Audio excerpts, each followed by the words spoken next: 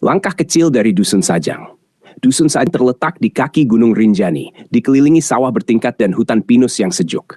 Setiap pagi, kabut tipis menyelimuti rumah-rumah bambu, seolah menjaga rahasia hidup sederhana masyarakatnya. Di dusun itu, tradisi dijunjung tinggi, terutama bagi perempuan. Sekolah dianggap cukup sampai usia tertentu. Setelah itu, mereka diharapkan membantu orang tua dan bersiap menikah.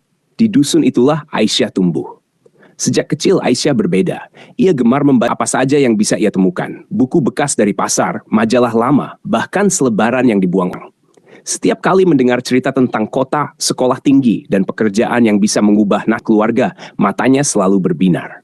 Namun impiannya tidak sejalan dengan kebiasaan di Dusun Sajang. Perempuan itu tidak perlu sekolah jauh-jauh, kata beberapa tetua desa. Yang penting bisa mengurus rumah, tambah yang lain. Ayah Aisyah adalah seorang petani bawang, pendiam namun jujur. Ibunya, perempuan lembut yang hidup dalam bayang-bayang adat, sering menatap putri dengan cemas. Mereka tahu kecerdasan Aisyah, tapi juga tahu betapa kerasnya suara tradisi. Saat Aisyah lulus SMP, kabar lamaran datang dari keluarga terpandang dusun sebelah. Banyak orang menganggap itu keberuntungan. Tapi bagi Aisyah, kabar itu seperti tembok besar yang menghalangi jalan hidupnya. Malam itu, ia duduk di beranda rumah, menatap gunung yang gelap.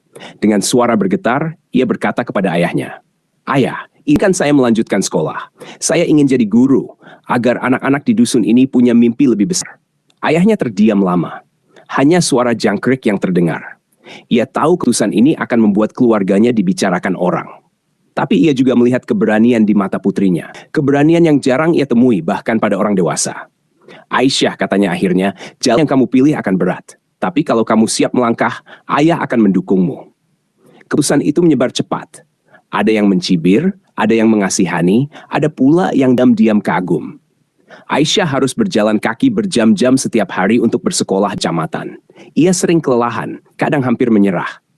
Namun setiap langkah kecil yang ia ayunkan terasa seperti perlawanan terhadap batasan yang selama ini membelenggu perempuan di dunia. Tahun-tahun berlalu. Aisyah lulus SMA dengan prestasi membanggakan, lalu mendapatkan beasiswa untuk kuliah keguruan. Saat ia kembali ke Dusun Sajang sebagai guru muda, wajah-wajah yang dulu meragukannya kini menatap dengan hormat. Di ruang kelas sederhana berdinding kayu, Aisyah berdiri di depan anak-anak desa, laki-laki dan perempuan, dan berkata, "Mimpi itu tidak harus besar di awal, cukup satu langkah kecil, lalu satu langkah lagi." Dusun Sajang tak berubah dalam semalam.